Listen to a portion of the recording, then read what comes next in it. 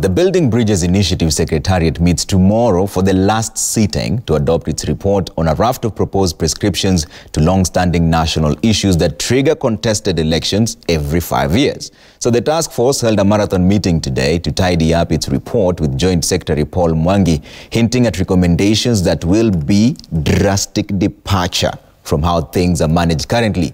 But as Francis Gachuri now reports, statements by President Uhuru Kenyatta and ODM leader Raila Odinga calling on citizens to support the BBI could point to a likely amendment to the Constitution. 17 months since the Building Bridges initiative was crafted, the task force formally winds up its assignment on Wednesday. BBI, under the chairmanship of Garissa Senator Yusuf Haji, met to tidy up its report and meets for the last time tomorrow to adopt a raft of recommendations they arrived at on resolving 9 key issues: ethnic antagonism, lack of national ethos, inclusivity, devolution, divisive elections, security, corruption, shared prosperity and responsibility. Joint Secretary Paul Mwangi confirming that the task force will submit its recommendations to Kenyatta and Odinga in form of a report. Though tight-lipped on the details, Mwangi hinted at recommendations that would be a drastic departure from the current state of affairs. How the proposed prescription will be dispensed is upon Kenyatta and Odinga, according to the BBI team. Some of the proposals that were submitted during the BBI sittings include expanding the executive by creating a prime minister slot with 2 deputies, increasing devolved share of resources to 40% of the national budget,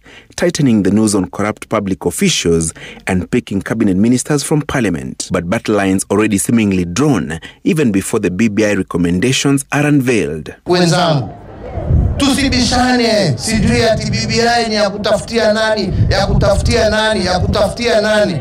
Hatuna haja ya kutafutia mtu, tuko na haja ya kuunganisha wa Kenya. Handshake ni kurudisha Kenya kwenye gurudumu, ili tuweze kuunganisha Wakenya wote bila ubaguzi. Tuache ukabila.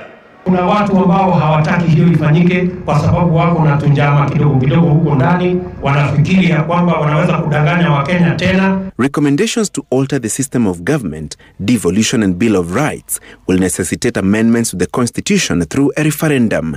Kenyatta and Odinga already urging Kenyans to support BBI findings. If BBI is a good thing, why are we being given lectures that this BBI will pass? It must be pushed by all means. Why are we not having a conversation on the table so that we agree as citizens of Kenya that this thing is about building bridges and not planning political schemes against one individual? Here we are so divided, hapa juu hapa kwa viongozi. We are so divided and nobody seems to understand why. So I asked myself this morning, leo ingekuwa ati Hassan Joho ndio yapigania Uhuru, William Ruto, Salimu Mvurya, Mike Sonko na hao wengine na shida zetu na Adan Duale, pengine paka leo tusingekuwa na Uhuru. Kenyatta is in Japan and will be heading to Russia tomorrow. The BBI team will await his return to hand its report. Francis Gachuri, Citizen TV.